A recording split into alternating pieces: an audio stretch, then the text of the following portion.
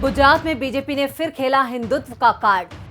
कैसे गुजरात में फंस गए पीएम मोदी और अमित शाह? क्या गुजरात में हार रही है बीजेपी? बिल्किस बानो के गुनहगारों के छूटने से हैरान है सजा देने वाले जज। नमस्कार, मैं हूं परवीन शेख। आप सभी का हमारी स्पेशल रिपोर्ट में बहुत बहुत स्वागत है। आज की इस रिपोर्ट में विस्तार से चर्चा करेंगे कि कैसे गुजरात में पीएम मोदी और अमित शाह की साख दांव पर लग गई है। क्या कांग्रेस ने बीजेपी को पूरी तरह से बैकफुट पर धकेल दिया है? 2017 में बीजेपी ने अपनी सत्ता बचा ली थी, लेकिन इस बार कांग्रेस बीजेपी को जीतने नहीं देगी। राजस्थान के सीएम अशोक गहलोत ने गुजरात मॉडल की हवा निकाल दी है, तो वहीं बिल्किस बानो के गुनहगारों को रिहा करके बीजेपी सरकार ने उल्टा दांव चल दिया है और गुजरात की बीजेपी सरकार अब बिल्किस बानो के मामले में फंस चुकी है। जब भारत अपनी आजादी की 75वीं सालगिरह मना रहा था, उसी दिन गुजरात में एक सामूहिक बलात्कार और 7 लोगों की हत्या के मामले में उम्र कैद की सजा पाने वाले 11 दोषियों की सजा माफ करके उन्हें जेल से रिहा कर दिया गया। ये 11 लोग साल 2002 के गुजरात दंगों के दौरान बिल्किस बानो के सामूहिक बलात्कार और उनके परिवार के 7 लोगों की जान लेने के मामले में उम्र कैद की सजा काट रहे थे और गोधरा जेल में बंद थे। इन 11 गुनहगारों की सजा माफ करने का फैसला गुजरात सरकार ने उस वक्त लिया है जब केंद्र सरकार ने सजा भुगत रहे कैदियों की सजा माफी के बारे में सभी राज्यों को जून में एक चिट्ठी में यह कहा था कि उम्र कैद की सजा भुगत रहे और बलात्कार के दोषी कैदियों की सजा माफ नहीं की जानी चाहिए। केंद्रीय गृह मंत्रालय ने 10 जून को सभी राज्यों को खत लिखकर बताया था कि भारत की आजादी की 75वीं सालगिरह पर मनाए जा रहे आजादी के अमृत महोत्सव के दौरान कुछ श्रेणियों के कैदियों की सजा माफ कर उन्हें 3 चरणों में रिहा करने का प्रस्ताव है। पहला चरण 15 अगस्त 2022 का होगा, दूसरा चरण 26 जनवरी 2023 और तीसरा चरण 15 अगस्त 2023 होगा।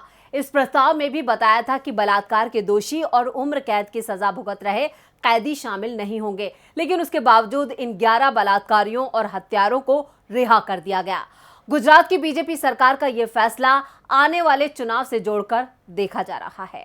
बिल्किस बानो के मामले में अब बीजेपी सरकार फंस गई है। नारी सम्मान का आह्वान करने वाले पीएम मोदी से लोग सवाल पूछ रहे हैं कि आखिर कैसे बिल्किस बानो के 11 गुनहगार जेल से रिहा हुए। तो वहीं बिल्किस बानो को अब राहुल गांधी का साथ मिल गया है। राहुल गांधी ने बिल्किस बानो को देश की बेटी बताया। वहीं टीएमसी नेता महुआ मोइत्रा ने बीजेपी पर बड़ा हमला बोला है। बिल्किस बानो के जख्मों पर गुजरात की बीजेपी सरकार ने नमक छिड़कने का काम किया है। वहीं बिल्किस बानो भी कह चुकी हैं कि इंसाफ से उनका भरोसा उठ चुका है। मुझे हमारे देश की सर्वोच्च अदालतों पर भरोसा था, मुझे सिस्टम पर भरोसा था और मैं धीरे धीरे दुख के साथ जीना सीख रही थी, लेकिन दोषियों की रिहाई ने मेरी शांति छीन ली है और इंसाफ पर मेरे विश्वास को हिला दिया है। मेरा दुख और मेरा डगमगाता विश्वास सिर्फ मेरे लिए नहीं है, बल्कि उस हर महिला के लिए है जो अदालतों में इंसाफ के लिए संघर्ष कर रही है। गुजरात की बीजेपी सरकार ने बिल्किस बानो से गैंगरेप और उनके परिवार के 7 सदस्यों की जान लेने के मामले में दोषी ठहराए गए सभी 11 गुनहगारों को जेल से रिहा कर दिया। इसको लेकर कांग्रेस सांसद राहुल गांधी ने मोदी सरकार पर बड़ा हमला बोला है। राहुल गांधी ने ट्वीट करके लिखा है, उन्नाव भाजपा एमएलए को बचाने का काम, कठुआ बलात्कारियों के समर्थन में रैली, हाथरस बलात्कारियों के पक्ष में सरकार, गुजरात बलात्कारियों की रिहाई और सम्मान, अपराधियों का समर्थन महिलाओं के प्रति भाजपा की ओछी मानसिकता को दर्शाता है। ऐसी राजनीति पर शर्मिंदगी नहीं होती प्रधानमंत्री जी। बिल्किस बानो के गुनहगारों की रिहाई को लेकर गुजरात की बीजेपी सरकार से लेकर पीएम मोदी फंसते नजर आ रहे हैं। खासतौर से पीएम मोदी जो नारी सम्मान का दम भरते हैं, उनकी खामोशी से साफ है कि गुजरात की बीजेपी सरकार के इस फैसले को उनका समर्थन भी है। इसको लेकर टीएमसी सांसद महुआ मोइत्रा ने बीजेपी पर वार किया है। महुआ ने एक के बाद एक 3 ट्वीट किए। उन्होंने लिखा कि किसी भी महिला का न्याय इस तरह कैसे खत्म हो सकता है। अमित शाह, नरेंद्र मोदी, भारत भारतीयों, आज वे सभी स्वयंभू टीवी एंकर कहां चिल्ला रहे हैं? क्या हुआ? बिल्किस बानो पर पैनल डिस्कशन के लिए बिग डैडीज ने आगे नहीं बढ़ाया। Nation wants to know. देश को तय करना चाहिए कि बिल्किस बानो महिला है या मुस्लिम।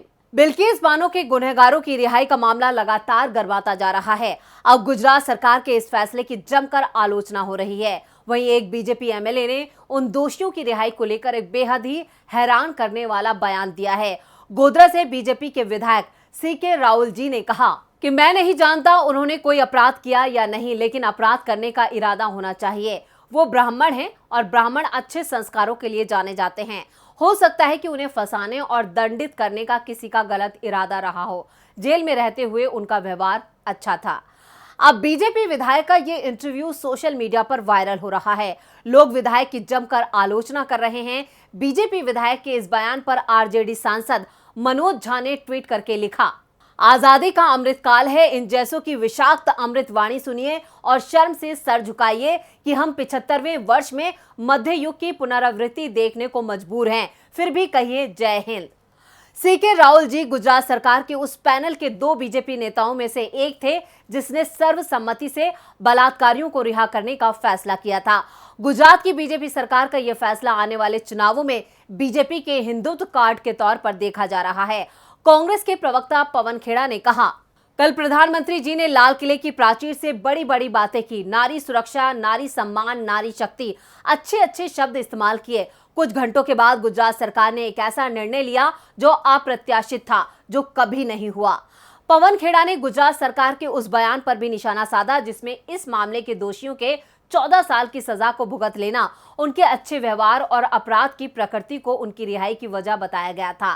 खेड़ा ने कहा, अगर अपराध की प्रकृति की बात करें तो क्या बलात्कार उस श्रेणी में नहीं आता जिसमें कड़ी से कड़ी सजा मिले उनको? जितनी कड़ी सजा मिले उतनी कम मानी जाती है। इस मामले में दोषी 11 लोगों के जेल से छूटने के बाद के चित्रों और वीडियो को लेकर भी कांग्रेस ने प्रधानमंत्री पर निशाना साधा।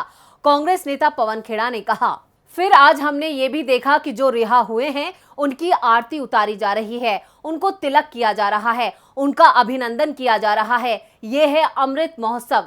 ये है प्रधानमंत्री की कथनी और करनी में अंतर। या तो प्रधानमंत्री की सुननी बंद कर दी है उनके लोगों ने, उनकी अपनी सरकारों ने, या फिर प्रधानमंत्री जी देश को कुछ और कहते हैं और फोन उठाकर अपनी राज्य सरकारों को कुछ और कहते हैं। बिल्किस मामले में दोषियों को सजा सुनाने वाले जज भी इस रिहाई से हैरान हैं। रिटायर्ड जज यूडी साल्वी ने कहा, जो पीड़ित है वह इसे बेहतर जानता है। मैं केवल ये कहना चाहूंगा कि दिशा निर्देश है, राज्य खुद इन दिशा निर्देशों को निर्धारित करता है। इस पर भी सुप्रीम कोर्ट के फैसले हैं। सुप्रीम कोर्ट ने 2004 में बिल्किस का केस निष्पक्षता से फैसले के लिए गुजरात से मुंबई ट्रांसफर किया था। गवाह के बयानों सहित इस मामले में सबूत हजारों पन्नों में थे, तब दोषियों को सजा सुनाई गई थी।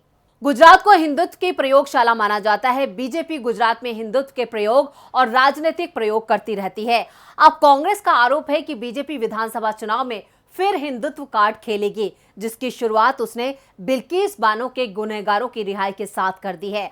अब गुजरात की जनता को ही तय करना होगा कि आज बिल्किस के साथ ये हुआ है, कल किसी के भी साथ हो सकता है। बीजेपी को सिर्फ सत्ता चाहिए, वो भी किसी भी कीमत पर। तो आपको हमारा ये वीडियो कैसा लगा, नीचे कमेंट बॉक्स में अपनी राय जरूर दें और इस वीडियो को ज्यादा से ज्यादा लाइक करें और शेयर करें। देखते रहिए डीबी लाइव। नमस्कार।